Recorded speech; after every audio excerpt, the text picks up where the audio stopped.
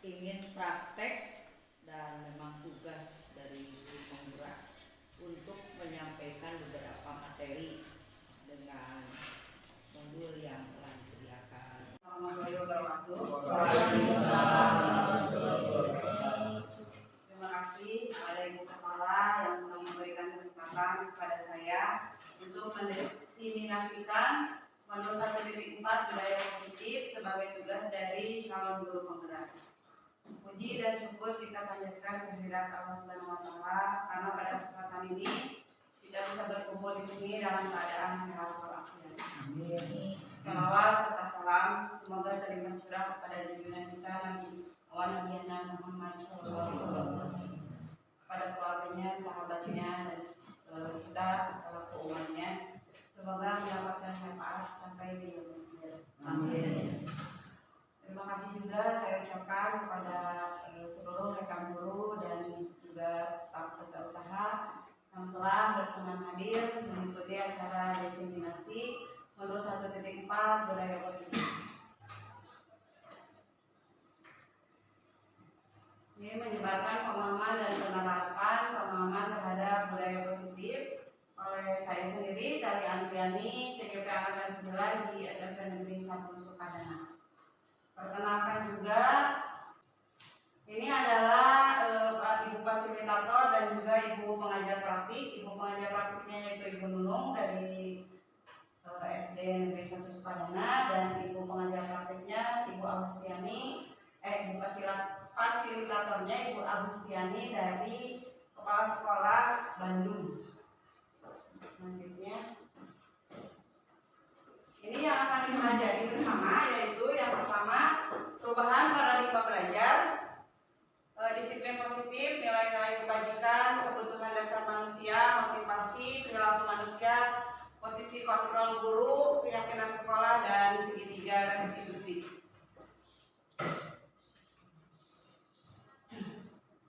Yang pertama adalah perubahan paradigma belajar.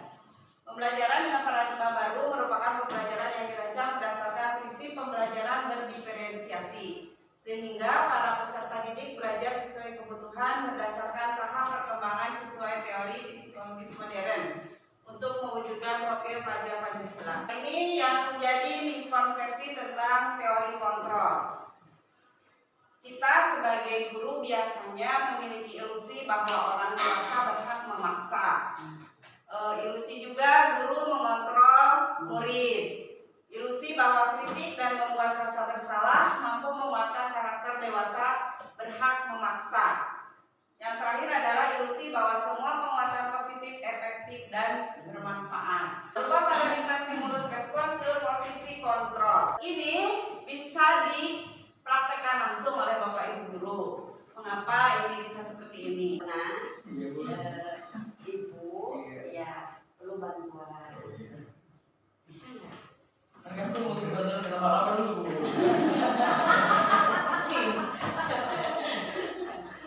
Bisa nggak ini dibuat di muka? Ibu kan ini pegel-pegel. Nah, bisa nggak ini dibuka? Kan kalau mau gitu itu harus pakai dua tangan. Tapi kalau saya biasanya kalau dengan alternatif ya Bu, dia pukulan-pukulan. Nanti sakit badan bulu. Itu refleksi ya. Begitu. Nah, yang kedua adalah disiplin positif. Disiplin positif merupakan salah satu cara penerapan disiplin yang bertujuan untuk menumbuhkan kesadaran serta memberdayakan peserta didik tanpa imbalan, penghargaan, ancaman, dan hukuman. Nah, ini adalah nilai-nilai kebajikan. Nilai-nilai kebajikan universal yang telah disepakati bersama lepas dari suku bangsa, agama, bahasa, dan latar belakangnya. Yang pertama, ini nilai kebajikan berdasarkan profil pelajar Pancasila. Ini yang sedang booming ya di kurikulum Merdeka. Yang pertama adalah beriman dan bertakwa terhadap Tuhan Yang Maha Esa, mandiri, bernalar kritis, berkebinekaan global, bergotong royong, dan kreatif. Ini berdasarkan Organisasi Dunia Primary Year Program toleransi, rasa hormat, integritas, mandiri, menghargai, antusias, empati, keingintahuan, kreativitas, kerjasama, percaya diri, dan komitmen. Selanjutnya adalah keterampilan hidup atau life skill. Itu dapat dipercaya, lurus hati, pendengar yang aktif, tidak merendahkan orang lain, dan memberikan yang terbaik bagi diri. Sebelum lanjut, Ya Bu, tadi ada sedikit untuk ilusi ya.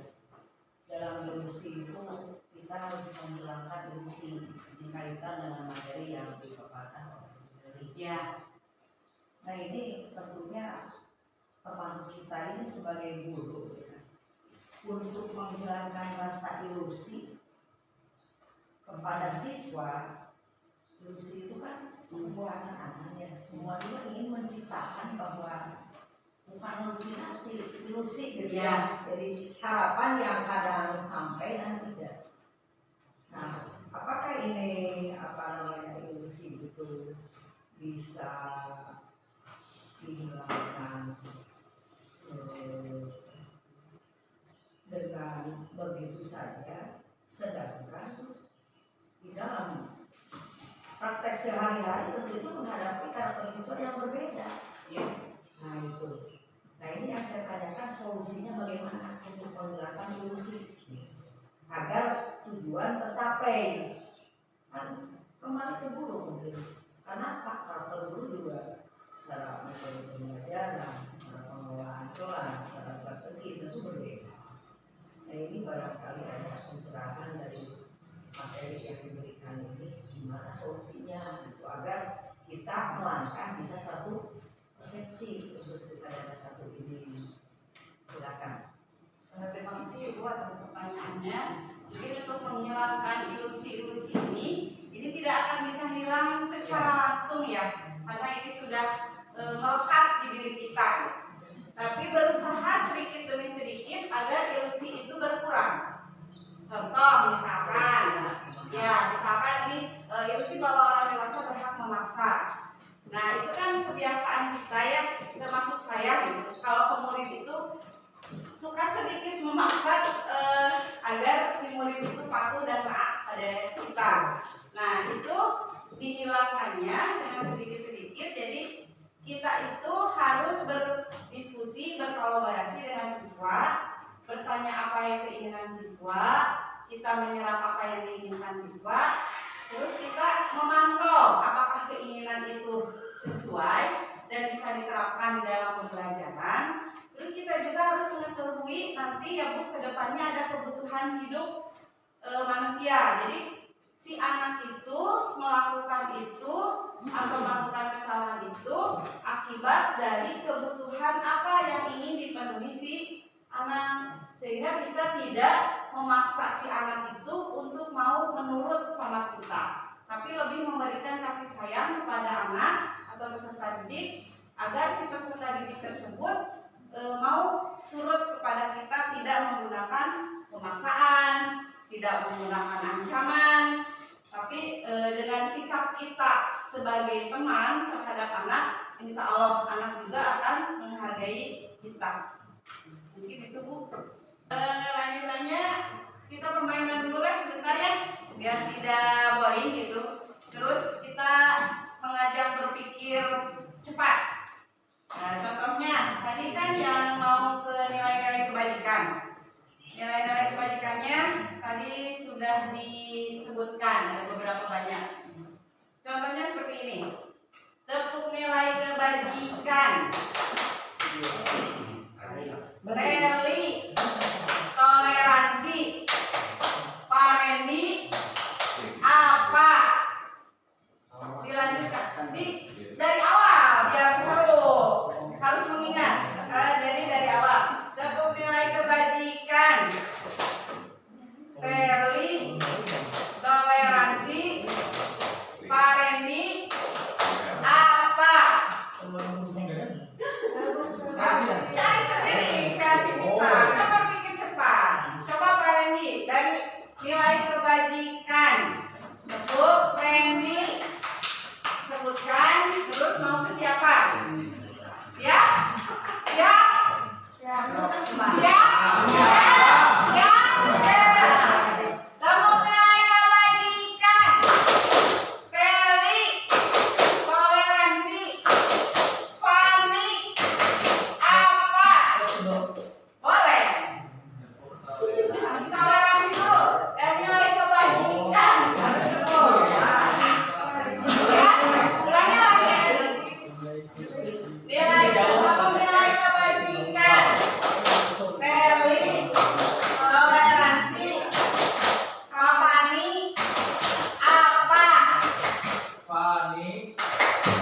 itu.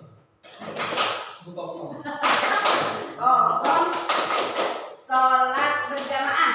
Boleh. Lanjutkan mau ke siapa? Sesuai dengan Oh iya, ada dulu Kak Haji. Tokoh kreatif.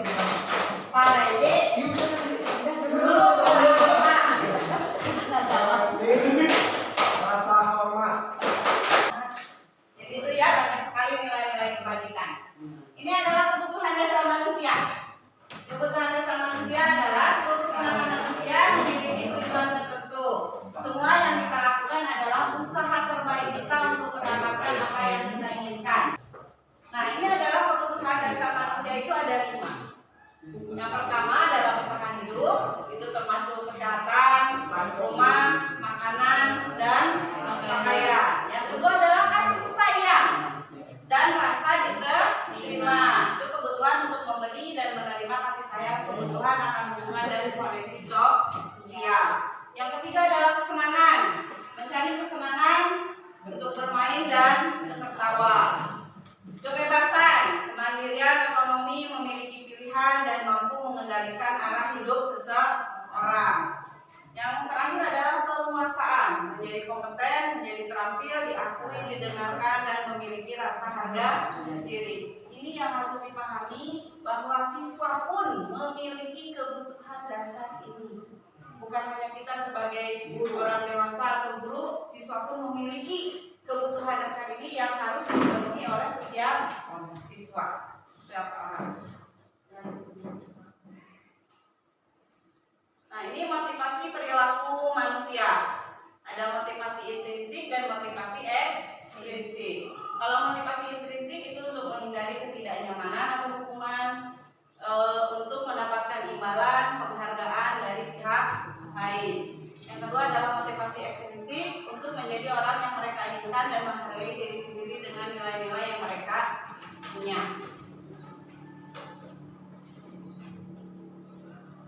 Motivasi perilaku manusia itu ada hukuman, konsekuensi, dan restitusi. Kita akan mengarah ke restitusi. Hukuman tidak berhubungan dengan kesalahan yang diperbuat. Contoh, misalkan saya selaku guru matematika ada satu anak yang tidak mengerjakan PR. Hukumannya anak tersebut saya suruh lari keliling lapangan atau keliling kelas. Itu tidak ada hubungannya dengan kesalahan yang siswa berbuat. Tapi misalkan kalau Pak Tolib menghukum siswa pada saat jam pelajaran olahraga karena telat datang, misalkan hukumannya lari keliling lapangan, itu boleh tidak? Boleh. Boleh. Kenapa boleh? Karena Iya, karena itu masih berhubungan dengan pelajaran olahraga. Bersifat satu arah, jadi hanya keinginan guru saja. Siswa tidak diberikan kesempatan untuk menjelaskan kenapa anak tersebut melakukan kesalahan. Jadi misalkan gini, kenapa kamu tidak mengerjakan PR? Kamu mah males, keblok, dan sebagainya. Itu sudah merupakan hukuman pada anak. Karena anak tersebut kan belum tahu kenapa anak tersebut tidak mengerjakan PR. Bisa saja misalkan anak tersebut, Bu, saya belum mengerti. Jadi itu bersifatnya satu arah, berupa hukuman fisik atau psikis. Memang hukuman itu identik dengan hukuman fisik ya. Nah, itu hukuman fisik seperti tadi, tidak ada hubungannya disuruh lari atau sedikit dicubit, kebetulan cina cibit, itu adalah hukuman. Konsekuensi, hukuman berdasarkan kesalahan yang diperbuat. Jadi yang seperti tadi, contoh yang Pak Tolib menyuruh lari keliling lapangan pada pelajaran olahraga, itu masuknya bukan hukuman tapi konsekuensi. Terencana atau disepakati mengikuti peraturan. Kalau konsekuensi itu sudah ada di tata tertib, ada aturannya, sudah disepakati bersama. Yang ketiga adalah guru sebagai monitor, jadi bukan sebagai penghukum. Jadi misalkan ada anak yang yang melakukan kesalahan, anak tersebut ditanya dulu kenapa tidak melakukan kesalahan, baru dikasih konsekuensi. Restitusi. Nah, ini kita akan menuju ke sini. Restitusi untuk menyelesaikan masalahnya sendiri. Jadi kalau direstitusi, konsekuensinya itu datang sendiri dari siswa dan siswa itu menyadari kesalahannya. Posisi kontrol seorang guru. Yang pertama adalah penghukum, kedua pembuat rasa bersalah, ketiga teman, keempat pemantau, dan kelima manajer. Contoh penerapan 5 posisi kontrol. Kasusnya ada anak tidak mengerjakan tugas yang diberikan oleh guru. Kalau penghukum, misalkan lari keliling lapangan sebanyak 10 putaran, jadi langsung dihukum si anak tersebut. Atau misalkan, coba kamu berdiri di depan kelas, itu posisi penghukum. Pembuat rasa bersalah, berbicara pada anak dengan tidak menggunakan intonasi yang terlalu tegas, tapi membuat anak merasa bersalah. Ayolah tugasnya dikerjakan, apa tidak kasihan sama ibu? Memelas ya. Memelas. Sing karunya buka ibu sok kerjakeun tugas teh. Kan gitu. Tetapi kalau misalkan ada anak yang berisik di dalam kelas, ketinggalan nih karunya kak ibu bisik-bisikan ibu kepala. Contoh. Contoh. Nah, pembuat rasa bersalah berarti harus ada yang kena imbas atau kena hukuman. Selanjutnya, kalau posisi sebagai teman, contohnya kalimatnya adalah kamu anak hebat, pasti bisa mengerjakan tugas. Jadi diberikan motivasi dulu kepada anak. Kalau posisi pemantau, kamu tahu kesalahan yang kamu perbuat, apa yang akan dilakukan untuk memperbaikinya. Jadi menyadarkan anak akan kesalahannya dan mencoba menanyakan solusi yang akan dikerjakan oleh anak tersebut. Nah, ini posisi manajer. Ini yang menurut saya sedikit sulit, karena posisi manajer itu harus menanyakan keyakinan sekolah atau keyakinan kelas apa yang sudah dilanggar, dan harus berdiskusi dengan siswa untuk mengambil langkah apa yang diambil untuk memperbaiki kesalahan yang anak itu perbuat. Jadi ini hampir sama dengan posisi pemantau, tapi ini lebih mendalam lagi. Nah, ini keyakinan sekolah atau kelas. Saya membuat keyakinan kelasnya. Yang saya buat di sini adalah keyakinan kelas untuk 9B. Ini keyakinan kelasnya. Ini bersifat lebih abstrak, berupa pernyataan-pernyataan universal, dibuat dalam bentuk positif, tidak terlalu banyak, dapat diterapkan di lingkungan tersebut. Semua warga hendaknya berdistribusi dalam pembuatan keyakinan kelas. Saya sudah mencoba membuat keyakinan kelas itu di 9A dan 9B. Jadi anak-anak diberikan pemahaman dulu apa itu keyakinan kelas. Terus anak-anak diminta untuk membuat keyakinan kelas mereka untuk disepakati bersama. Syaratnya harus menggunakan pernyataan positif. Jadi biasanya kalau kata tertib itu, contohnya tidak memakai seragam. Itu kan ada kata tidak ya. Kalau tidak itu kalimat positif atau negatif Pak Reni? Tidak, jangan, itu adalah kalimat negatif. Jadi harus dibuat ke dalam kalimat positif.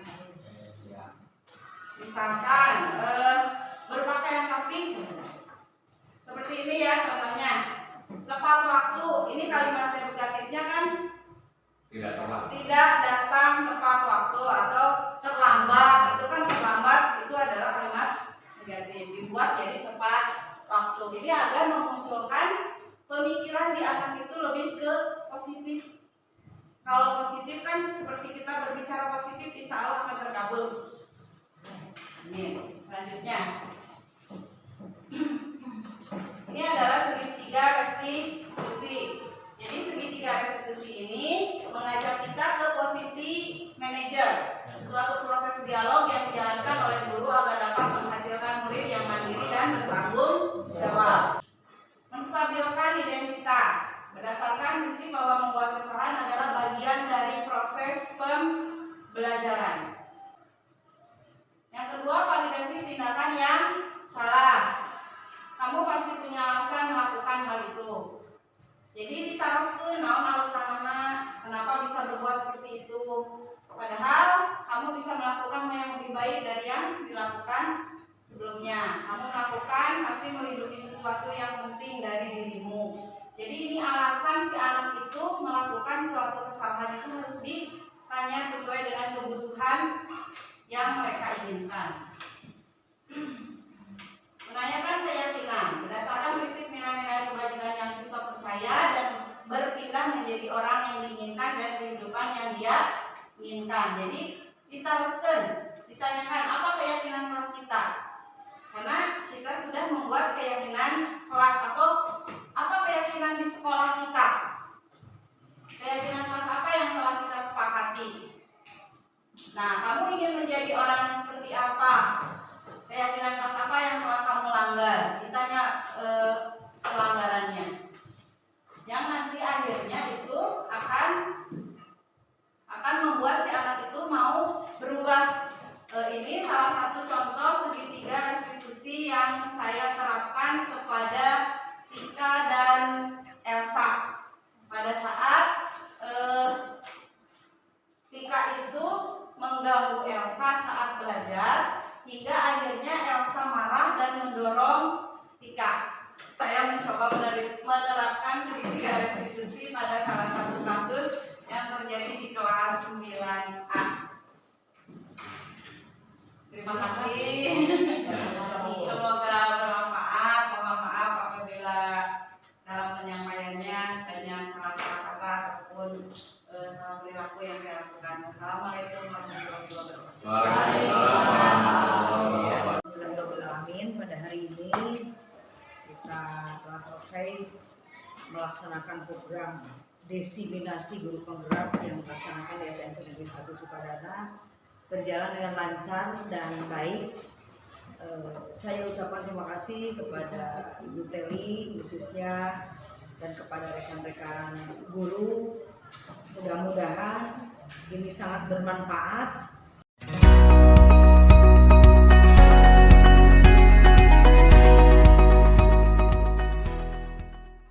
Perkenalkan, nama saya Wina Agustina dari SMP Negeri 1 Sukadana. Saya mengajar pelajaran bahasa Indonesia. Setelah mengikuti kegiatan yang diadakan oleh Ibu Teli Andriani, alhamdulillah saya mendapatkan suatu ilmu baru dan dalam penyampaiannya juga menarik, tidak membosankan, ada permainan dan ilmunya juga sangat bermanfaat sekali. Jadi selama ini dalam penerapannya mungkin saya sering melakukan hukuman pada peserta didik setelah mengetahui atau mengikuti arahan kegiatan dari Ibu Teli. Saya menjadi tahu bahwa selama ini apa yang saya terapkan itu kurang baik dan insya Allah akan ada perubahan dalam penerapannya. Terima kasih. Wassalamualaikum warahmatullahi wabarakatuh. Assalamualaikum warahmatullahi wabarakatuh. Perkenalkan, saya Fani Mudaman selaku guru mata pelajaran PPKN di SMP Negeri 1 Sukadana, juga selaku rekan dari Ibu Teli Andriani selaku calon guru penggerak angkatan 9. Setelah mengikuti kegiatan ini, banyak manfaat yang saya dapatkan. Salah satunya, saya lebih memahami dan mengerti bagaimana memperlakukan anak di dalam kegiatan pembelajaran maupun di luar kegiatan pembelajaran. Misalnya dalam kegiatan di kelas ya, kegiatan pembelajaran, saya selalu mengingatkan kepada mereka, menyadarkan mereka bagaimana untuk taat dan patuh kepada kesepakatan kelas yang telah disepakati dan dibuat ya. Tidak boleh memberikan hadiah ataupun mengancam ataupun memberikan hukuman demi anak patuh, tetapi harus dengan sukarela, dengan cara menyadarkan mereka mana perbuatan yang baik dan mana perbuatan yang buruk. Sekian mungkin itu saja yang saya peroleh. Mohon maaf apabila ada kata-kata yang salah. Wassalamualaikum warahmatullahi wabarakatuh.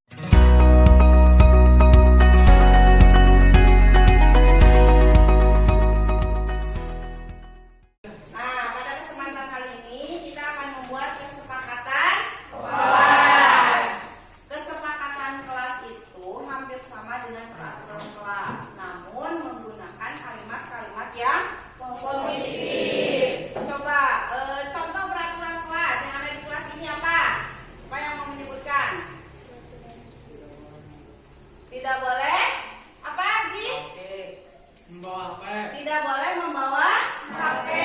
Coba ganti kalimatnya ke dalam kalimat yang positif. Kalimat positif itu berarti kalimat yang baik. Coba ganti jadi apa?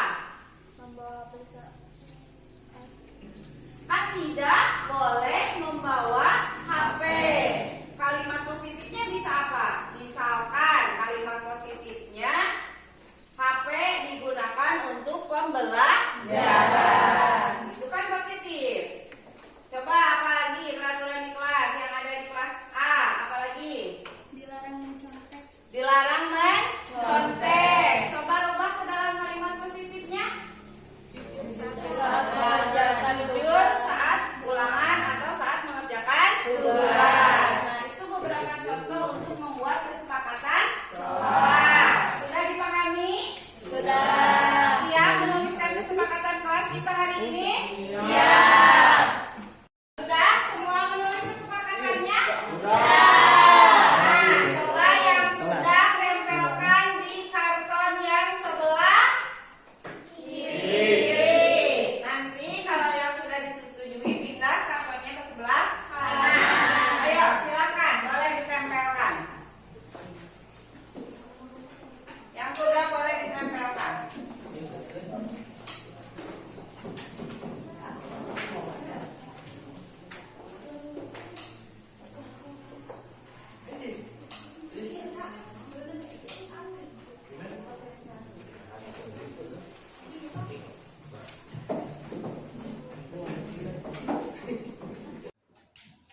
Nah, sekarang kita akan membacakan seluruh kesepakatan kelas yang sudah kalian tulis. Nanti kita sepakati bersama yang disimpan di karton sebelah kanan. Yang pertama, mendengarkan ketika guru menjelaskan. Sepakat tidak? Sepakat. Tempel ya. Yang kedua, membayar uang kas tepat waktu. Yang ketiga, menghormati dan saling membantu. Terus, duduk pada kursi yang disediakan. Sepakat tidak? Ini kurang tepat ya, kalau duduk sudah pasti di kursi. Lagi, menyimak guru yang sedang menjelaskan. Ini hampir sama dengan mendengarkan ketika guru menjelaskan ya? Ini hampir sama. Lanjutkan.